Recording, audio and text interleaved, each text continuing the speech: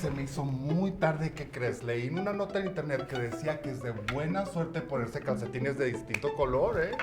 Así que en la mañana abrí mi cajón, me encontré con que tenía calcetines de 5 colores distintos. Me puse a pensar, ¿cuántas combinaciones posibles me podría poner y cuál sería la mejor? Me cambié de calcetines un montón de veces, me tomé un montón de selfies y al final elegí estos, ¿no? Ya sé, me veo espectacular, pero no sé, me queda la duda si agoté todas las combinaciones posibles, Pero bueno, a ver, cuéntame, ¿qué es eso que estás haciendo? ¿Qué me quieres enseñar, mi hermana? Ay, es que de verdad, mira lo que me encontré. Llevo varios días jugando con esto y de verdad está increíble. Es un triángulo mágico. Uy, ¿cómo mágico, O sea, ¿cómo que te lo encontraste? ¿Cómo funciona, Pues es el famoso triángulo de Pascal y es muy fácil construirlo. Mira, pero mejor te voy a mostrar desde mi tablet.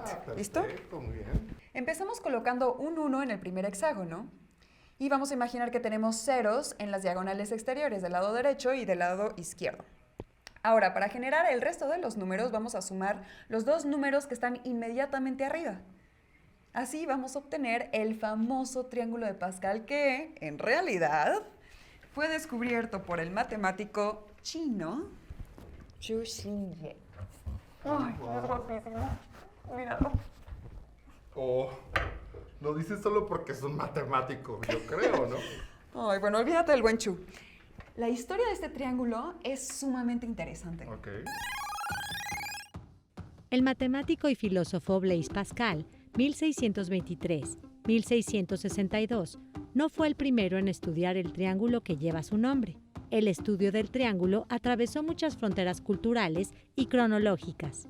Se remonta hasta los siglos XI, XIII y XIV con la obra de los matemáticos chinos Xia Xian, Yan Hui y Xu Shijie, respectivamente. Incluso en Europa, matemáticos anteriores a Pascal lo usaron. Son los casos de Stifel, Tartaglia, Cardano, Viet y Mersenne. De hecho, en Italia se les conoce como el triángulo de Tartaglia. Sin embargo, aunque muchos matemáticos lo habían usado y estudiado, fue Blaise Pascal el primero en publicar un tratado completo. Escrito en 1653, el Tratado del Triángulo Aritmético fue la culminación de un intercambio epistolar entre Pascal y el abogado francés Pierre de Fermat, en el que trataban probabilidades en los juegos de azar. La forma del triángulo rectángulo con la que Pascal presentó su triángulo no es la más conocida en nuestros días. Sin embargo, es útil para entender su construcción.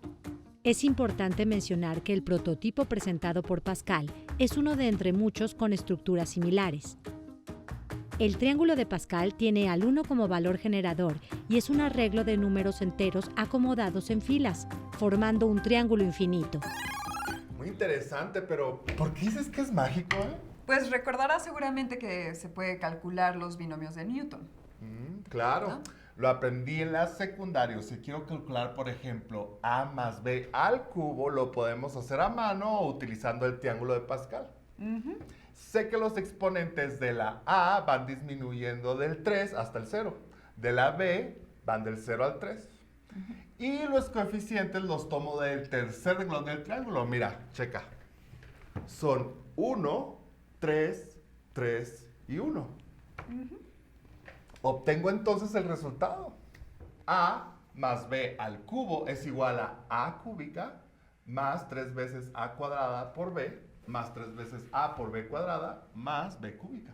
Y con esto podemos hacer cálculos mentales utilísimos para impresionar a los amigos en las fiestas. Por ejemplo, si quiero calcular 11 al cubo, sería de la siguiente manera. 11 al cubo es igual a 10 más 1, todo al cubo, que es igual a 10 al cubo más 3 por 10 cuadrada, más 3 por 10 más 1, igual a 1000 más 300 más 30 más 1, que es igual a 1331.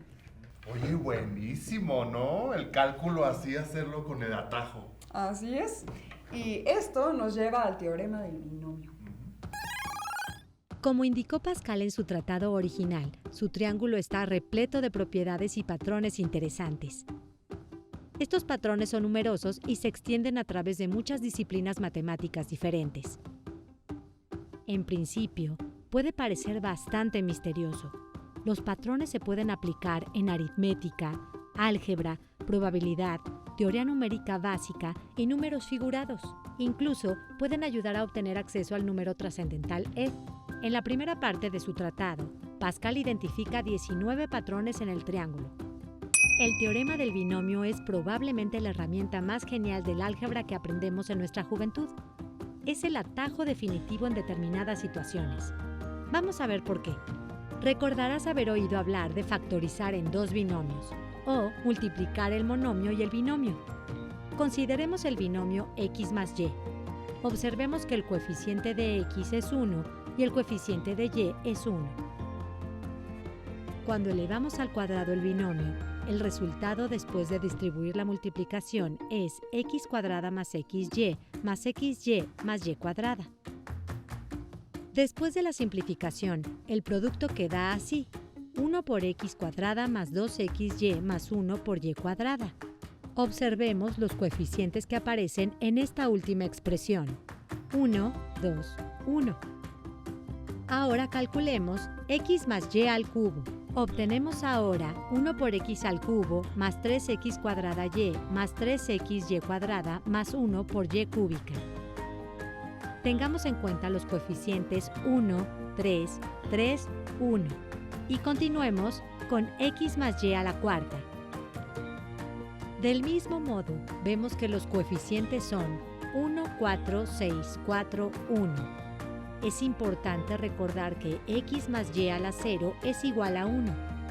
A medida que examinamos los coeficientes de la multiplicación binomial progresiva, surge un patrón claro. El patrón de coeficientes corresponde a los valores en el triángulo de Pascal, el cual continúa para todos los valores de números enteros n en x más y a la n. Este es un patrón bastante bueno y hace que el álgebra sea fácil, pero la justificación de su relación con el triángulo de Pascal se entiende mejor como consecuencia de un pensamiento combinatorio. Para muchos, la propiedad más obvia del triángulo de Pascal es la línea de simetría que corre por el triángulo. Los lados derecho e izquierdo se reflejan entre sí. Las reglas para construir el triángulo hacen que surja esta simetría. De esta observación básica se puede obtener una valiosa comprensión combinatoria. Interesantísimo, ¿eh? Y eso que apenas estamos empezando, ¿eh? Pon mucha atención y verás que esto es magia pura. Ok. Fíjate que si sumamos los números de cada renglón, obtenemos las potencias de 2. 1, 2, 4, 8, 16, 32. Ahora, observa los números al trazar una diagonal. 1, 3, 6, 10, 15, etc. Encontrarás la sucesión de números triangulares. El primer número es el 1. El segundo es la suma de 1 más 2. El tercero es la suma de 1 más 2 más 3. El cuarto es la suma de 1 más 2 más 3 más 4 y así sucesivamente. Se llaman triangulares porque el enésimo número de la sucesión es el número soldaditos que requiero para formar un triángulo equilátero de lado n. Vamos a ver si esto es cierto.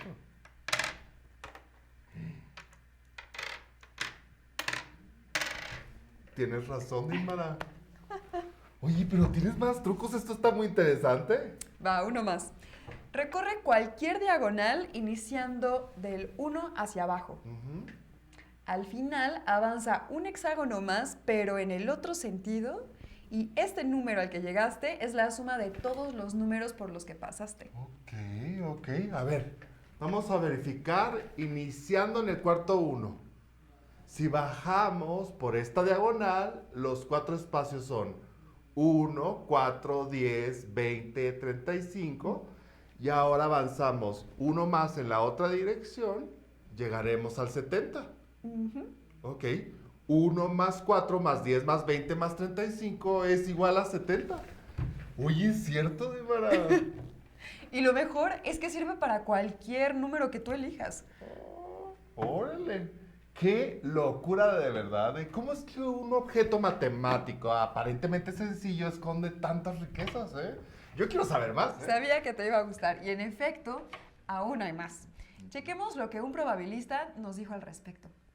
El estudio de la probabilidad Más bien, el área de la probabilidad es una área de las matemáticas que se dedica exclusivamente al estudio de los fenómenos aleatorios que ocurren en la naturaleza y que son relevantes para la sociedad.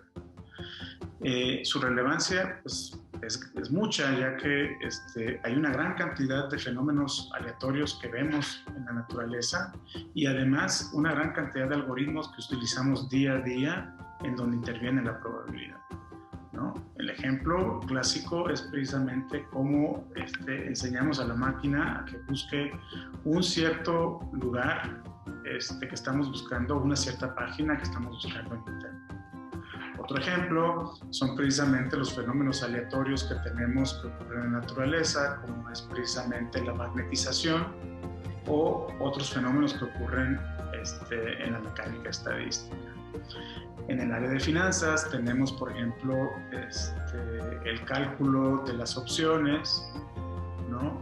O el cálculo de los valores de las acciones. Este tipo de cuestiones también son utilizadas o modeladas con probabilidad.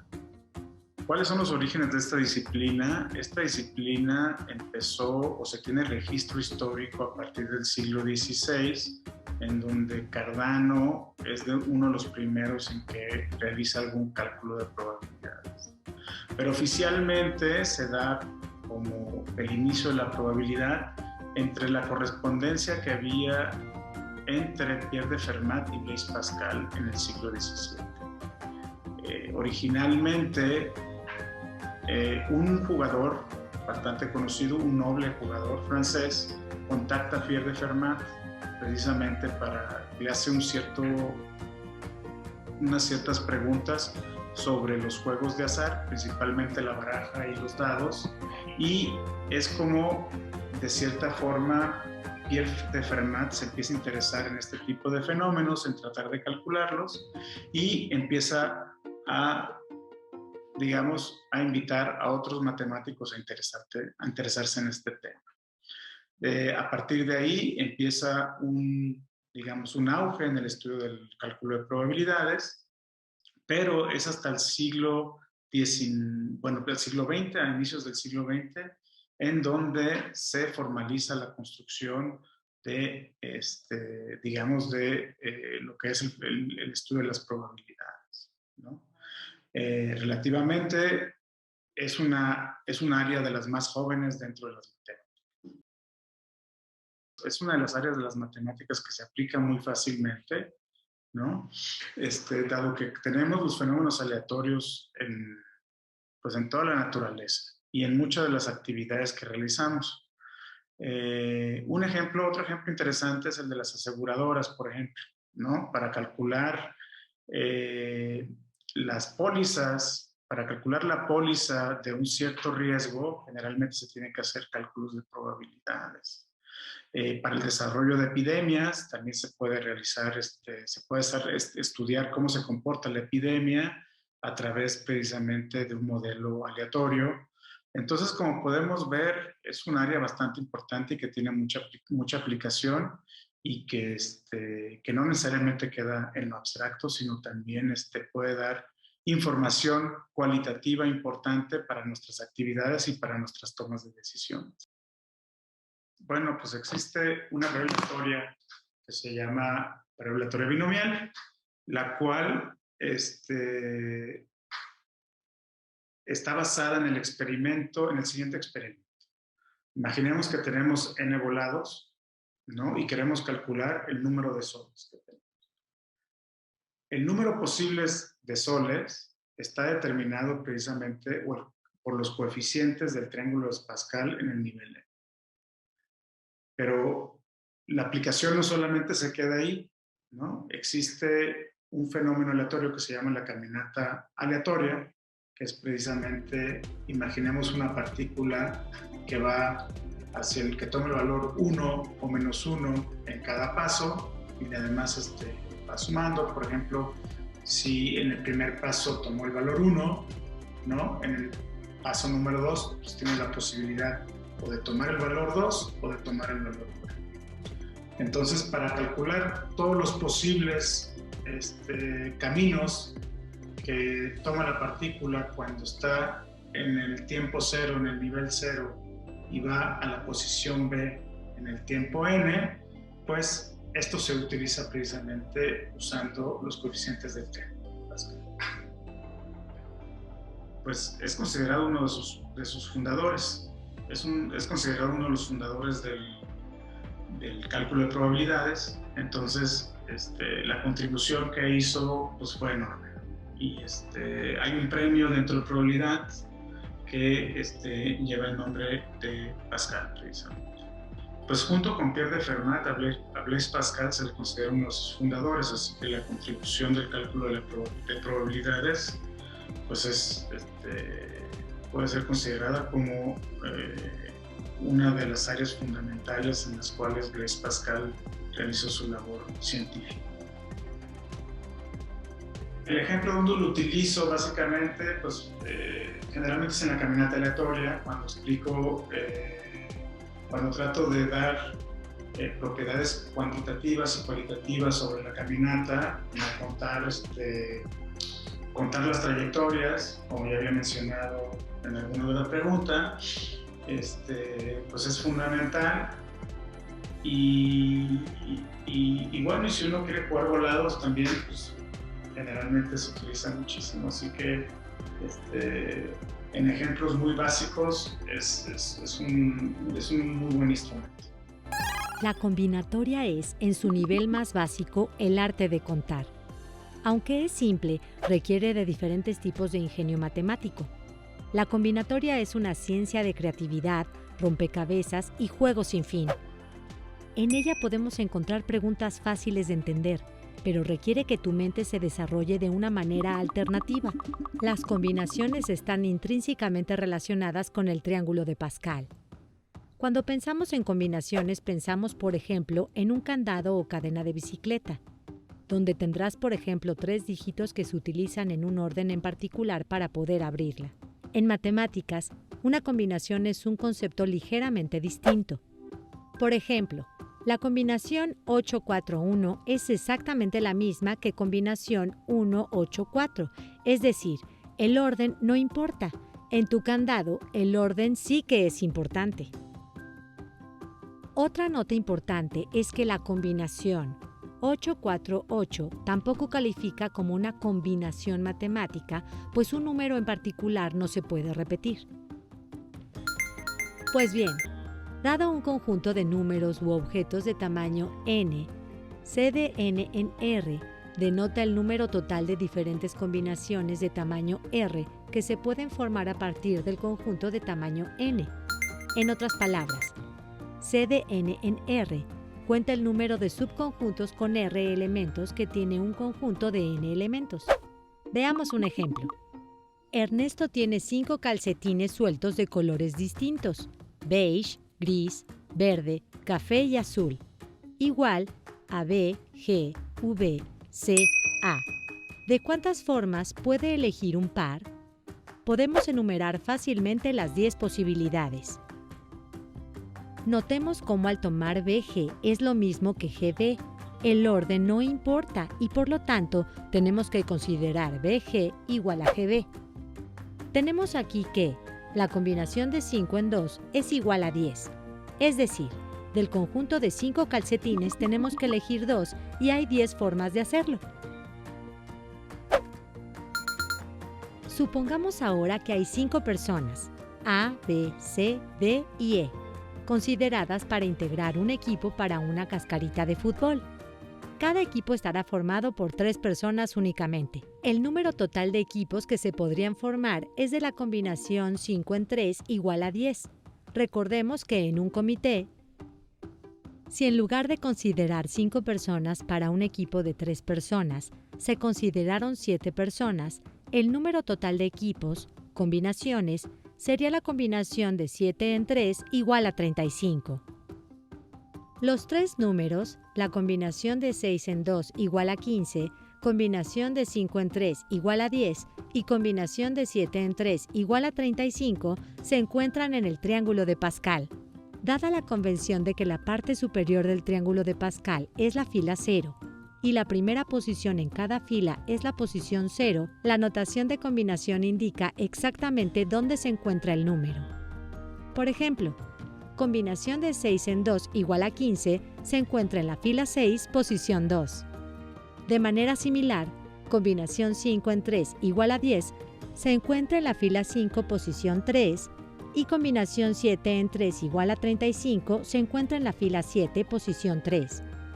Combinación 7 en 3 podría sustituirse por el 35 en la fila 7, posición 3. La comprensión de las combinaciones desmitifica muchos patrones asombrosos en el triángulo de Pascal y desarrolla la mente de quien estudia. ¿Cómo me hubiera gustado haber sabido esto esta mañana para haber elegido mejor mis calcetines, Mara? Pero mira, te tengo un último truco antes de que te vayas a cambiar, ¿sale? Ok, hay más, yo te escucho, ¿eh? Mira, vamos a regresar a mi triángulo. A ver. Voy a encender los números impares y voy a apagar los pares. Ya que no adivinas qué sale. Quito los números. ¡Ah, qué tal! El famosísimo triángulo de Sierpinski. El triángulo de Sierpinski es un fractal descubierto por Václav Sierpinski, quien vivió de 1882 a 1969. Para construirlo, se toma un triángulo equilátero, se unen los puntos medios de los tres lados, formando 4 triángulos interiores. Se iluminan los 3 exteriores y el central lo dejamos hueco. Repetimos este procedimiento una infinidad de veces y obtenemos el triángulo de Sierpinski. Un fractal es una figura geométrica que cumple con las siguientes características. Es autosemejante, es decir, se repite a sí mismo a distintas escalas y tiene una dimensión fractal. La dimensión de las figuras geométricas tradicionales es un número entero.